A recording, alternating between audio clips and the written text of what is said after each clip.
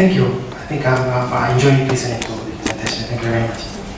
I have a couple of issues. Maybe I'll talk about two. One is as you mentioned, I mean, despite the fact that we have almost approaching 100% coverage of airlines, but then throughout East Africa, I mean, I'm not surprised. Throughout East Africa, we are seeing so much reduction in terms of net using. What's your comment on the fact that possibly those people who are not using the nets could be acting as hot spot individuals contributing to transmission of others? My next question is on the insect behavior.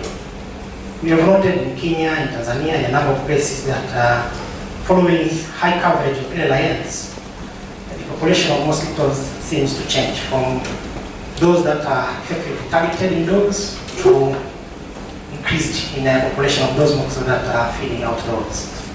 What's your observation, so to say, on the contribution of the outdoor biting and the outdoor transmission of malaria? Lastly, because of time, is the fact that I agree to what you pointed out. Basically, in the early 1950s, lessons that were taken on board were so easy to tell. That I think partly because we had few interventions. We had chemicals and funding, which were rolling into the communities. We saw malaria coming down. But then, as of now, we seem to have a lot. I mean, we have ACTs, we have well diagnosis, diagnosis, housing structure, airline coverage, IRS, and so there's everything, including climate change. What's a lesson eventually? Because I think back in the 2010, when malaria was seen to be going down, the malaria community seemed to have nothing to tell with regard to what's happening. I mean, why the decrease? And I think we are heading the same way. Why we are seeing decrease in malaria, like I was showing in Morocco. But then there's so much happening. What's the impact of which the endemic settings would take and use in their areas? Thank you. Great.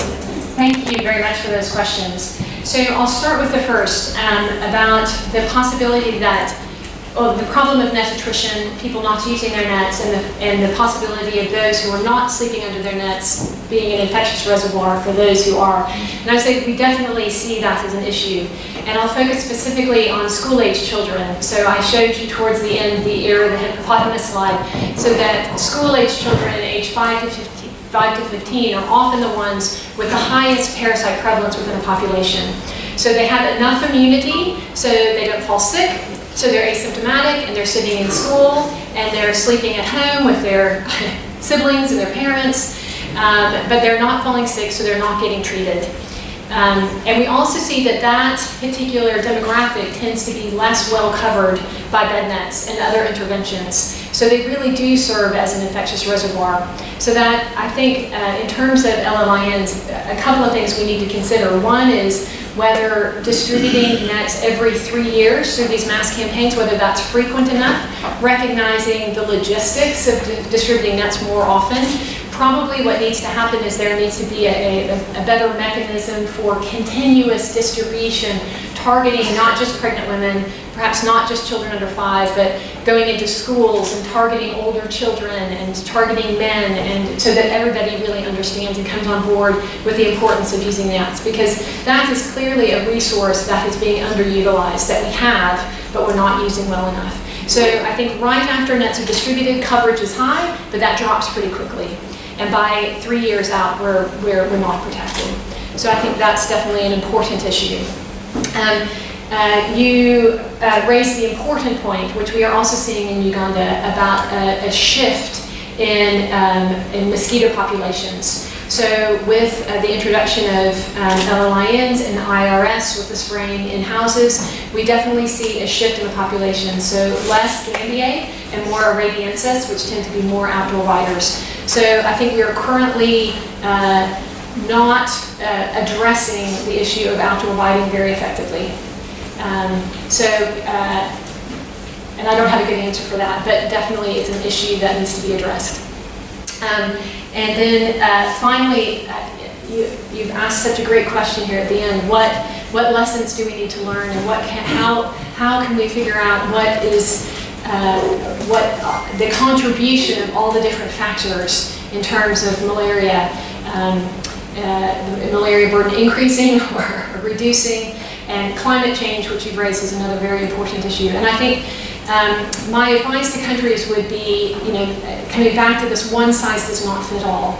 So countries, and I think that the WHO is now really embracing that countries need to be able to look at their own situation and decide what will work best for them. Go into the toolbox, figure out what they can afford, what they can put together, and try to piece together a control program that fits the country and the needs within that specific country. But it's definitely a very dynamic situation, which is a real challenge and will continue to be a challenge moving forward. Thank you, sir, for the presentation and the excellent work.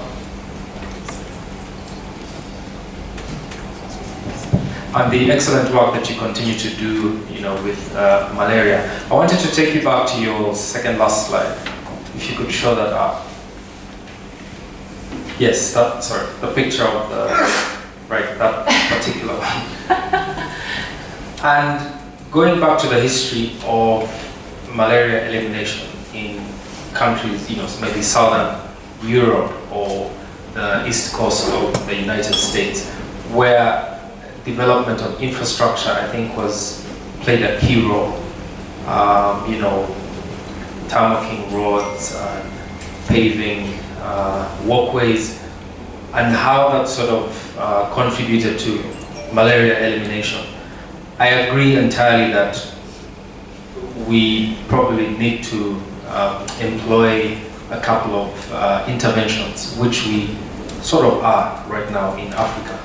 But I think the one missing component is, having the glaring issue of roads that still look like that. And how much do you, I guess my question to you is, how much do you think taking care of road infrastructure and walkways is going to contribute to malaria elimination in the long run, or short term and long term? Thanks. Great, thanks so much, David. I've heard somebody say, I can't remember who said it, that if you would just pour concrete on Africa, malaria would go away. And that's probably true. Definitely we see in areas where there's been urbanization. So Kampala is a great example, where over time it's become more and more built up, and concurrent with that, we saw malaria on the decline. And that has been seen, of course, all over Africa. So with urbanization, with more concrete, with better infrastructure, with better housing, you build out malaria. I'd say as well, we definitely know that there's a very close link between malaria and poverty, and it's a tight link with many factors involved in that. So another approach would be to improve the socioeconomic status of all of Africa, which would be fantastic, but is obviously not feasible. So, whether improving only the roads, improving that, would make a difference, or if it's really infrastructure in general, particularly housing, which I think we have seen, there is good evidence that improved housing is associated with a reduced risk of malaria. So I think that you're definitely on to something, David, and I think that is another important component of the way to attack malaria. Is to build up the infrastructure as well. I do have a question here. Right here? Yeah, I think perhaps following up on David's question. David's question is on infrastructure. Infrastructure development across our countries is not uniform across the country. But that reflects on other variables that can contribute to malaria epidemiology. One of the maps that you showed earlier, the 2015 publication, is a global Africa map that doesn't quite describe what happens at village level. You did mention the contribution of secondary vectors, and you showed a great picture of mosquito net repurposing. And we know that most of the secondary vectors are zoophilic. And so I think a more refined mapping of malaria distribution, prevalence, and so on could give some really useful insights into local conditions that affect malaria epidemiology. And I think when we do a global map, whether it's at country level or continent level, it doesn't quite do justice to our understanding of the disease epidemiology. Yeah, thank you. I'll just to add to that, I think heterogeneity of malaria transmission is a really important factor as well to take into consideration. As you say, looking at all of Africa together is not useful, as well just looking at a country and saying we would like to apply these malaria control measures to this country without looking at all the nuance. Even in Uganda, from the baseline surveys that we have done for the PBO-LLIN study, we see a lot of heterogeneity with parasite prevalence, highest in the eastern central region, much lower in other parts of the country. So, if I was designing a malaria control program, I might consider, really diverting resources to these high burden areas and reconsidering what we could do in areas where there's less of an issue. So I think, that is looking at Africa with more granularity and looking at the rural areas in more detail, as you suggested, is really important.